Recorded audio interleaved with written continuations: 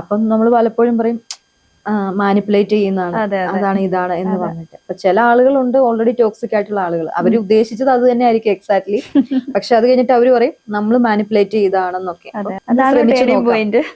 ഒന്ന് ശ്രമിച്ചു നോക്കാന്നുള്ള ഒരു കാര്യമുണ്ടല്ലോ. അപ്പൊ നമ്മൾ അതിനുവേണ്ടി അതിന് മുന്നേ ആഗ്രഹിക്കുന്നില്ല, ശ്രമിക്കുന്നില്ല. അങ്ങനെ ഒരു ശ്രമം തുടങ്ങിയതാണ്. ആ ശ്രമം ഒരു ഹിന്ദി മൂവിയും ഒക്കെ അതിങ്ങനെ ഫെസ്റ്റിവലൊക്കെ ആയിട്ട് ബന്ധപ്പെട്ട് പോയപ്പം.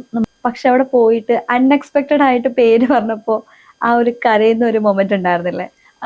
അത് എനിക്ക് ഇപ്പോഴും അത് ഓർക്കുമ്പോ എനിക്ക് എന്താ പറയുക, കണ്ടു പറയും. കാരണം ഇപ്പൊ ഞാൻ ആ ഒരു പ്രഗ്നന്റ് വിഡോ എന്ന് പറഞ്ഞ സിനിമ ചെയ്യുന്ന സമയത്ത് ഒരു 40 ബിലോ ആണ് എന്റെ ഒരു വെയിറ്റ്. അപ്പൊ ആ ഒരു ക്യാരക്ടറിന് ഞാൻ ആ ഒരു വെയിറ്റിൽ നിൽക്കുമ്പോഴും ഡയറക്ടർ എന്നെ സംസാരിച്ച് പറഞ്ഞ ഇതിലും വെയിറ്റ് ഡൗൺ കുറയ്ക്കാൻ പറ്റുമെങ്കിൽ നല്ലതായിരിക്കും എന്ന് പറഞ്ഞു. അപ്പൊ ഇന്ന് ഞാനൊരു ആ സിനിമ ചെയ്യുന്ന സമയത്തിനേക്കാൾ ഒരു 7 kg ഞാൻ ഓൾറെഡി ഒരു 5-7 kg ഗെയിൻ ചെയ്തിട്ടാണ് ഇരിക്കുന്നത്. അപ്പൊ അന്ന് നമ്മൾ ആ ഒരു ഇതിൽ കാണുമ്പോൾ ഈ കോസ്റ്റ്യൂമും ഈ ഡൾ മേക്കപ്പും വന്ന് ഈ പ്രഗ്നൻസി നമ്മൾ ഇതെല്ലാം വെച്ചിട്ട് ചിക്കുമ്പോഴത്തേക്കും ഭയങ്കര ടയേർഡ് ആയിട്ടിരിക്കുന്നു. ഈ ശിവൻ ചേട്ടൻ എന്റെ അടുത്ത് പറയും, മോളെ നിന്നെ കാണുമ്പോൾ എനിക്ക് ഭയങ്കര പേടി തോന്നുന്നു, നീ ഈ ക്യാരക്ടർ തന്നെ ഇപ്പൊ ബ്രേക്ക് ആയാലും നമ്മൾ പിന്നെ നമുക്ക് ഈ പ്രഗ്നൻസി നമ്മളെ ഈ ബോഡിയിലേക്ക് ഇത് അറ്റാച്ച് ചെയ്തിരിക്കുന്നതുകൊണ്ട് ഈ സിലിക്കോൺ ആണ് ഇത് വരുന്നത്. അപ്പൊ നമുക്ക് നോർമലി ഇത് വന്ന് ഇങ്ങനെ ഇരിക്കുമ്പോൾ നമുക്കൊരു ബുദ്ധിമുട്ടുണ്ട് നടക്കാനും ഒക്കെ ആയിട്ട്. അപ്പം നമ്മൾ ഒരു ഫുഡ് കഴിക്കുമ്പോൾ ഞാൻ കുറച്ച് പൊതുവെ ഇച്ചിരി ഫാസ്റ്റ് ആയിട്ടൊക്കെ നടക്കുകയും കാര്യങ്ങൾ ചെയ്യുന്ന ആളാണ്. നമുക്ക് ഇത് വന്നു കഴിയുമ്പോൾ എന്തോരം ഇതിനൊരു വെയിറ്റും ഉണ്ട്, നമുക്ക് നമുക്കൊരു വെയിറ്റും ഉണ്ട്, ഓൾറെഡി നമുക്ക് നടക്കാൻ ഒരു ബുദ്ധിമുട്ടുണ്ട്. അപ്പം നമ്മൾ പിന്നെ ഓടിച്ചാടി അങ്ങനെയല്ലോ നടക്കുന്നേ. നമ്മൾ അതനുസരിച്ച് നടക്കുമ്പോൾ ചേട്ടൻ പേടിച്ചിട്ട്, ചിങ്കള് നീ ഈ ക്യാരക്ടറിൽ ജീവിക്കുന്ന അവസ്ഥ എനിക്ക് പേടിയാവുന്നു കണ്ടിട്ട്, നിന്നെ ഇത് ഹോണ്ട് ചെയ്യും എന്നുള്ള രീതിയിൽ എനിക്ക് തോന്നുന്നു എന്ന് പറഞ്ഞു. പക്ഷെ ഞാൻ ഷൂട്ട് കഴിഞ്ഞ് കഴിഞ്ഞിട്ട് റൂമിൽ എത്തിക്കഴിഞ്ഞിട്ട് ഞാൻ ഫ്രഷ് ആയി കഴിഞ്ഞു കഴിഞ്ഞാൽ ഞാനായി. ഞാൻ ആ ഒരു ഇത് മാറിക്കഴിഞ്ഞ് കഴിയുമ്പോൾ എനിക്ക് ആ ബുദ്ധിമുട്ട് മാറി. ഞാൻ ഭയങ്കര റിലാക്സ്ഡ് ആയി, ഞാൻ ഭയങ്കര ഫ്രീ ആയി. നമ്മുടെ പുറത്തൊരു സാധനം വെച്ച് കെട്ടി നമുക്ക് നടക്കുമ്പോൾ, അത് നമുക്കൊരു വയറിൽ വെച്ച് കെട്ടി നടക്കുമ്പോൾ നമ്മൾ ഫുഡൊക്കെ കഴിച്ച് കഴിഞ്ഞിട്ട് ഇത് വെക്കുന്ന അവസ്ഥ, ഫുഡ് കഴിക്കുമ്പോൾ നമുക്കൊന്ന് വയറൊന്ന് കുറച്ച് ഫില്ലായി കഴിഞ്ഞിട്ട് അതിന്റെ മണ്ടയിലേക്ക് ഇത് വെച്ച് കിട്ടുമ്പോൾ നമുക്കൊരു ശ്വാസം മുട്ടലുണ്ടല്ലോ. അപ്പൊ നമ്മൾ അതിന്റെ ഒരു ഇതില് ആ ഒരു ഇതിൽ നടന്നു എന്നുള്ളൂ. അല്ലാതെ നമ്മൾ ആ ക്യാരക്ടറിലേക്ക് നമ്മൾ അങ്ങനെ ഭയങ്കര ഇതായി പോയിട്ടൊന്നുമില്ല. ചെയ്യുമ്പോ നമ്മൾ അത് ചെയ്തു കഴിഞ്ഞു. പക്ഷെ ശിവൻ ചേട്ടന്റെ അവസ്ഥ ഇതല്ലായിരുന്നു. ആൾക്ക് ഷൂട്ട് കഴിഞ്ഞിട്ട് ആദ്യത്തെ ഷെഡ്യൂൾ കഴിഞ്ഞിട്ട് എത്തിക്കഴിഞ്ഞിട്ടും ആൾ ആ ഒരു മൊത്തത്തിൽ ആ ഒരു ക്യാരക്ടറായിട്ട് പോകുന്ന ഒരു ഫീല്, അത് ആളെ ഹോണ്ട് ചെയ്യുന്ന പോലെ, അതുപോലെ പെരുമാറുന്ന പോലെ, ആ ഒരു രീതി മെയിൻറ്റെയിൻ ചെയ്തു പോകുന്ന പോലെ ഒരു ഇതായി. എന്നിട്ട് ആള് തന്നെ വിളിച്ചിട്ട് സംസാരിക്കും പറയുമായിരുന്നു, ഈ സാധനം എന്നെ അങ്ങ് വിടുന്നില്ല, ഞാൻ ആദ്യം തന്നെയാണെന്ന് ഇങ്ങനെ പറയായിരുന്നു. എന്ന് പറഞ്ഞ പോലെയാണ് നമ്മളൊരു ഫിലിം അല്ലെങ്കിൽ ഒരു കഥ വായിച്ചു കഴിയുമ്പോൾ, ഒരു നോവൽ വായിച്ചു കഴിയുമ്പോൾ, ഒരു റീല് കഴിച്ചു കഴിയുമ്പോൾ അത് കണ്ടു, അത് അവിടെ കഴിഞ്ഞു. അതിലെന്തെങ്കിലും പോസിറ്റീവായിട്ട് ഉണ്ടെങ്കിൽ നമുക്ക് അത് എടുക്കാം. നെഗറ്റീവ്സിനെ നമുക്ക് അങ്ങനെ അവിടെ തന്നെ കളയാം.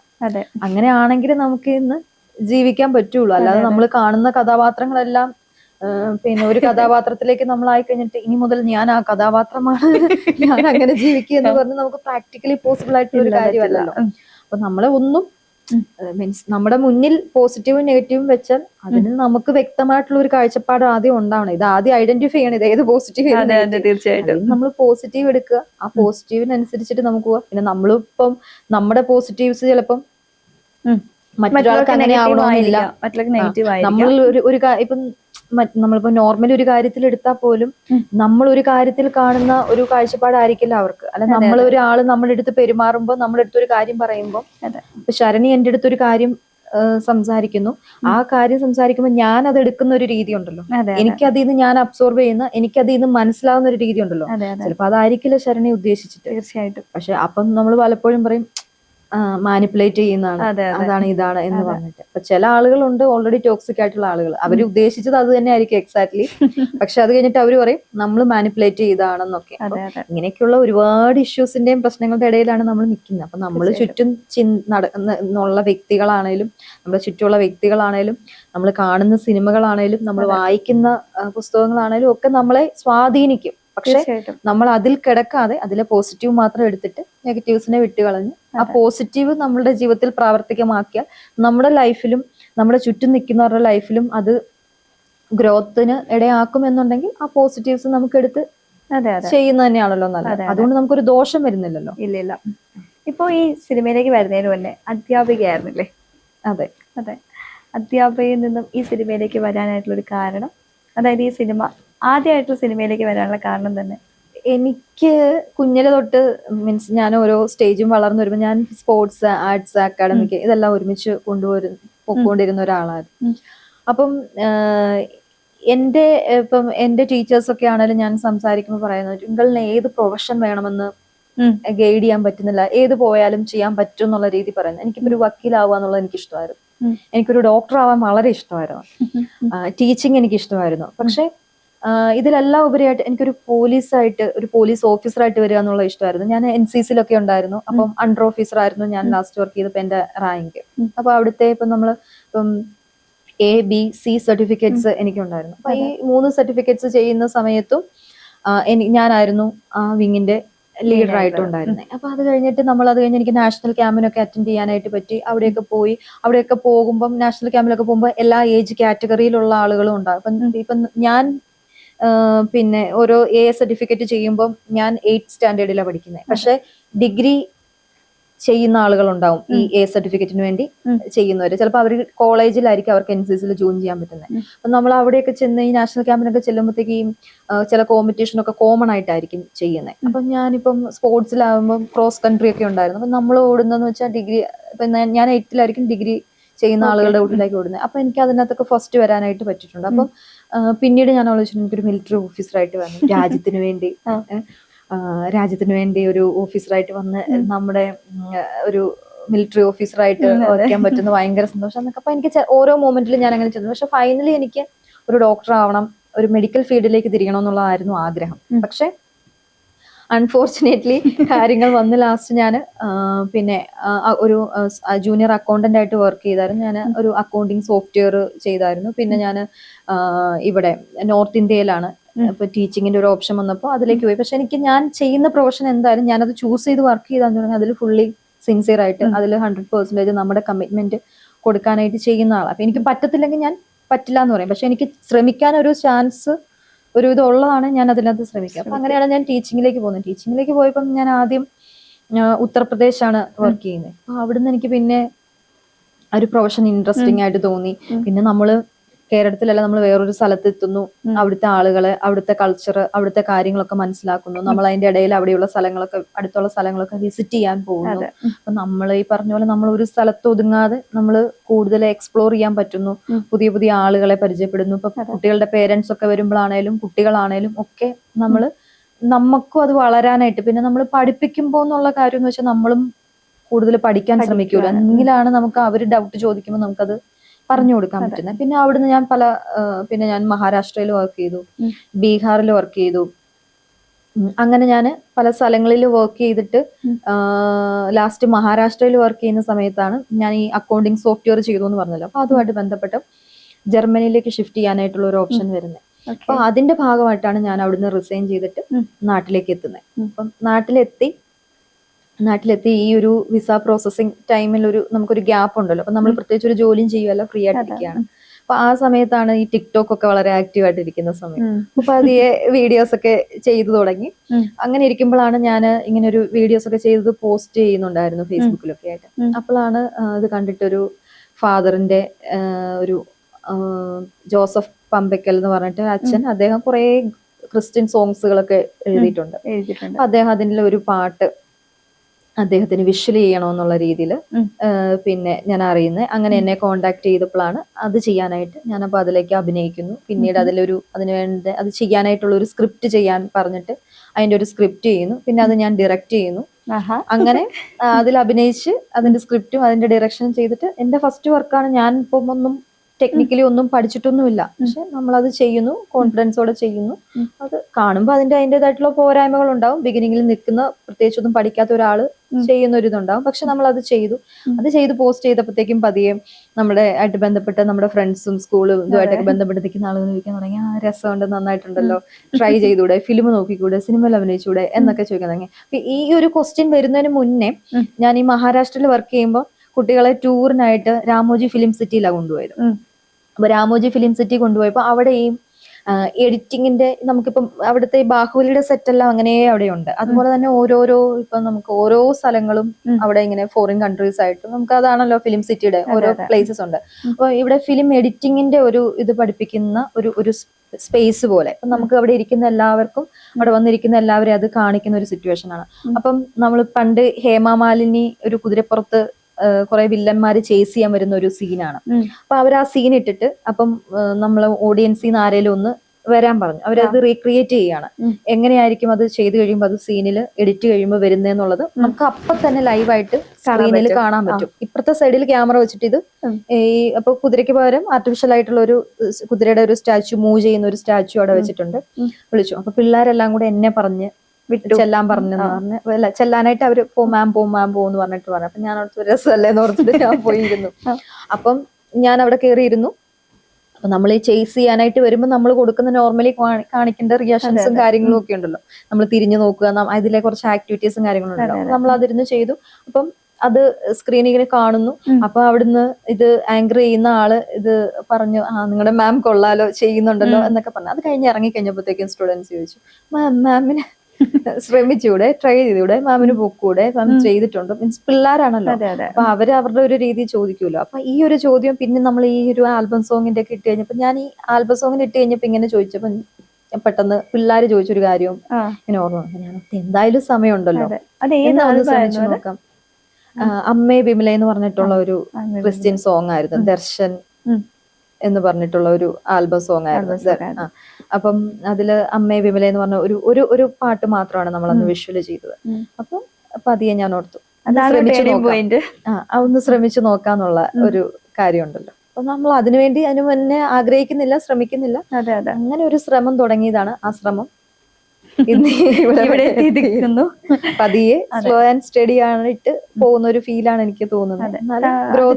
പൊമ്പിളെ ഒരുമ ആ മൂവിയും കുറച്ച് വെറൈറ്റി ആയിട്ടുള്ള അതല്ലായിരുന്നു. പൊമ്പിളെ ഒരുമ, വിപിനാറ്റ്ലി, പിന്നെ ഹോംലി മീൽസ്, ബെന്ന്, അതുപോലെ മ്യൂസിക്കൽ ചെയർ, ഇപ്പൊ ആന്റപ്പന്റെ അത്ഭുത പ്രവർത്തികൾ എന്ന് പറഞ്ഞ സിനിമ, ഇതൊക്കെ ചെയ്ത പിന്നെ ആളാണ് വിപിനാറ്റ്ലി. ആളൊരു ആക്ടറാണ്, ഡയറക്ടറാണ്, റൈറ്ററാണ്. അപ്പൊ അദ്ദേഹം ചെയ്ത പടമാണ് പൊമ്പിളെ ഒരുമ. അപ്പൊ പൊമ്പിളെ ഒരുമയിലെ ഹീറോയിന് 2024 മികച്ച സ്വഭാവ നടിക്കുള്ള കേരള സ്റ്റേറ്റ് അവാർഡ് കിട്ടിയിട്ടുണ്ടായിരുന്നു.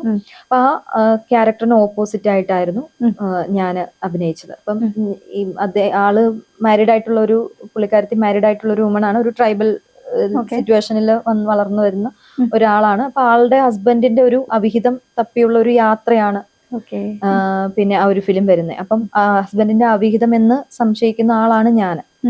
അപ്പം എനിക്ക് ആളുമായിട്ടൊരു റിലേഷൻഷിപ്പ് ഇല്ല, പക്ഷെ ആള് നമ്മളുടെ അടുത്ത് ഓവറായിട്ട് ഇത് വരുമ്പോൾ ഞാനൊരു മോഡലായി വരാനായിട്ട് ശ്രമിച്ചുകൊണ്ടിരിക്കുന്ന, കൊച്ചിയിൽ വന്ന് നിൽക്കുന്ന ഒരാളായിട്ടാണ് വരുന്നത്. അപ്പൊ അതിനകത്ത് അയാളെ തന്നെ നമ്മൾക്ക് ഞാൻ ഹെൽപ്പ് ചെയ്യാൻ തയ്യാറാണെന്നുള്ള രീതിയിൽ നിൽക്കുമ്പോൾ നമ്മൾ അയാളുടെ പിന്നെ ഫെസിലിറ്റീസ് നമ്മൾ യൂസ് ചെയ്യുന്നു, നമുക്ക് മുന്നോട്ട് പോകാനായിട്ടുള്ള രീതിയിൽ യൂസ് ചെയ്യുന്നു. അപ്പം ഇത് വൈഫിന് സംശയം തോന്നിയിട്ട് ആരാണെന്നുള്ള ഇവരുടെ ഒരു യാത്രയാണ്, ഇവര് കണ്ടുപിടിക്കാൻ വേണ്ടിയുള്ള ശ്രമമാണ്. അതിന് മുന്നേ എന്റെ ഒരു ഫ്രണ്ടിനെ സംശയിക്കും, ലാസ്റ്റ് മൊമെന്റിലാണ് ഞാനാണെന്ന് റിവീൽ ആവുന്നത്. അങ്ങനെ ഒരു ഇതാണ് ആ ഒരു ത്രെഡാണ്, ഒരു നെഗറ്റീവ് ഷെയ്ഡാണ് അതിനകത്ത് വരുന്നത്.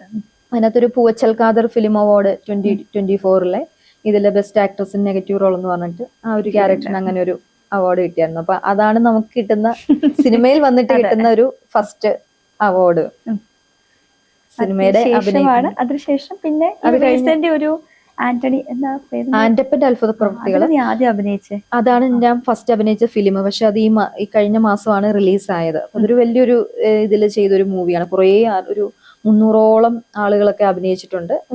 കുറച്ച് നമുക്ക് നോൺ ആയിട്ടുള്ള കുറെ ആർട്ടിസ്റ്റുകളും ഒക്കെ ഉള്ള ഒരു മൂവിയാണ്. പക്ഷെ അത് കൊറോണയുടെ സമയത്താണ്, കൊറോണ സ്റ്റാർട്ട് ചെയ്യുന്ന ഒരു സമയത്താണ് അത് ഷൂട്ട് ചെയ്തുകൊണ്ടിരുന്നത്. അപ്പൊ നമുക്ക് ക്രൗഡും കാര്യങ്ങളൊക്കെ, പിന്നെ ഷൂട്ട് ചെയ്യുമ്പോൾ മാസ്ക് ഒക്കെ പ്രശ്നം വന്ന് അങ്ങനെ മാസ്ക് ഇല്ലാത്തൊരു സിറ്റുവേഷന് വേണ്ടി വെയിറ്റ് ചെയ്തു.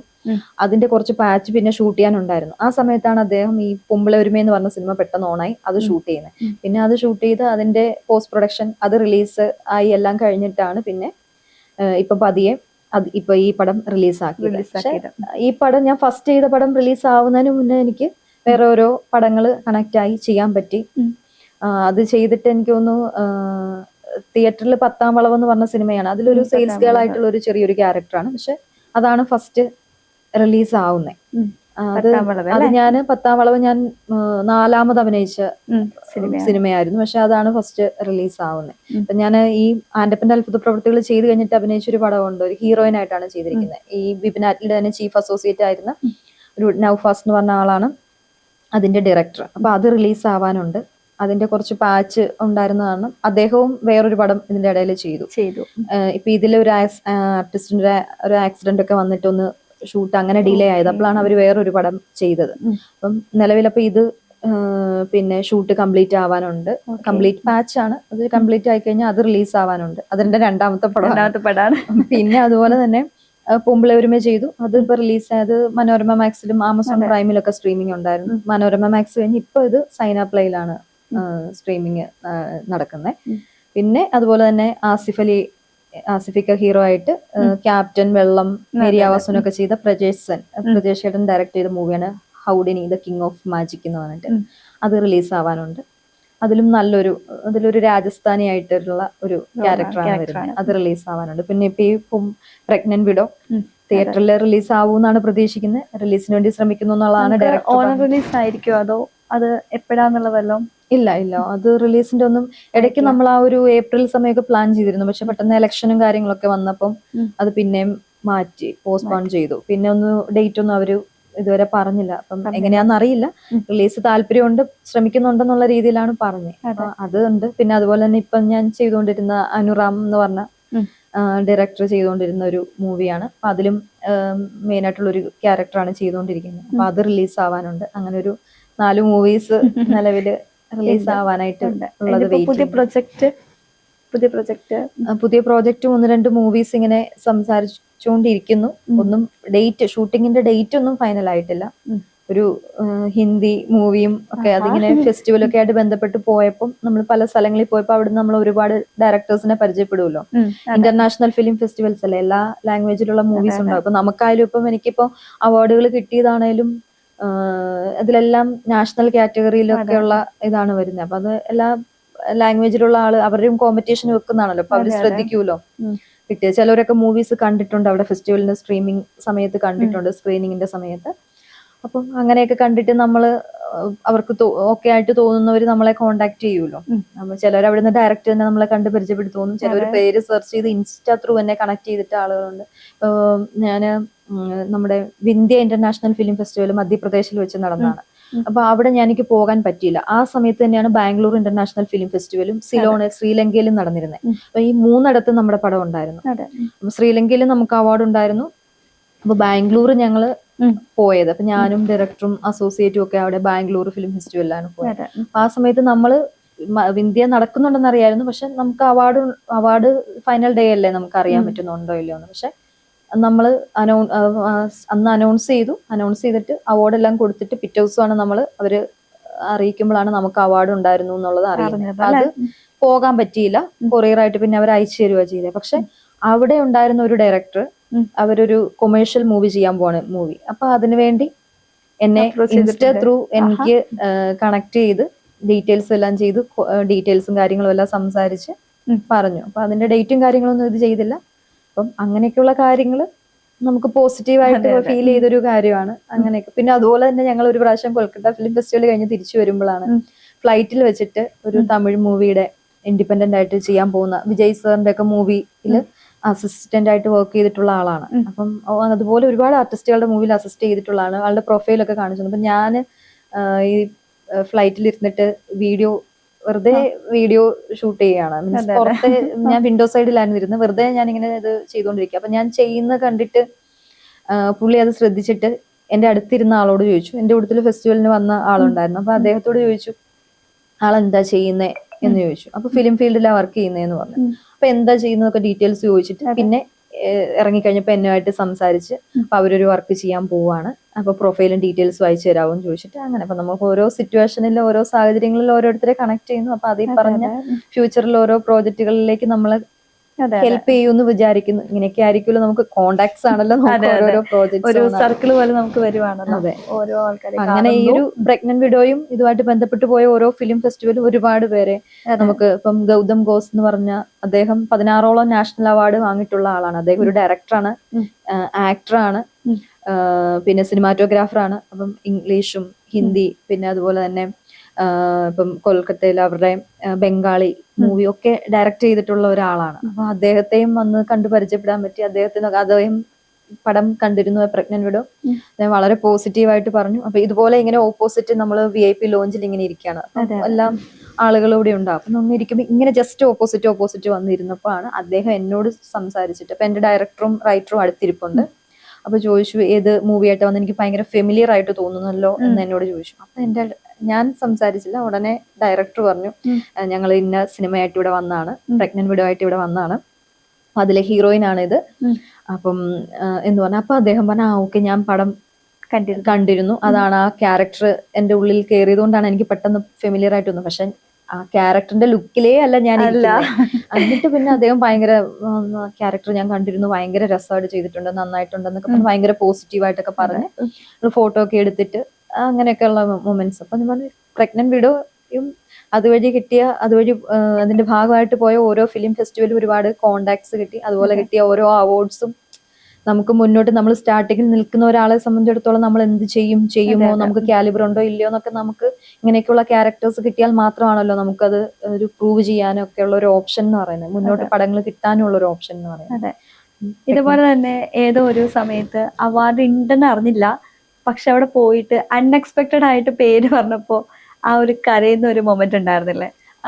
അത് എനിക്ക് ഇപ്പോഴും അത് ഓർക്കുമ്പോ എനിക്ക് എന്താ പറയാ, എന്റെ കണ്ണു പറയും. കാരണം ഫസ്റ്റ് അവാർഡും ആയിരുന്നു. അപ്പൊ അത് ഇവിടെ ജയ്പൂരിൽ വെച്ച് നടന്ന ഫിലിം ഫെസ്റ്റിവൽ ആയിരുന്നു, അമോദിനി ഇന്റർനാഷണൽ ഫിലിം ഫെസ്റ്റിവൽ എന്ന് പറഞ്ഞിട്ട്.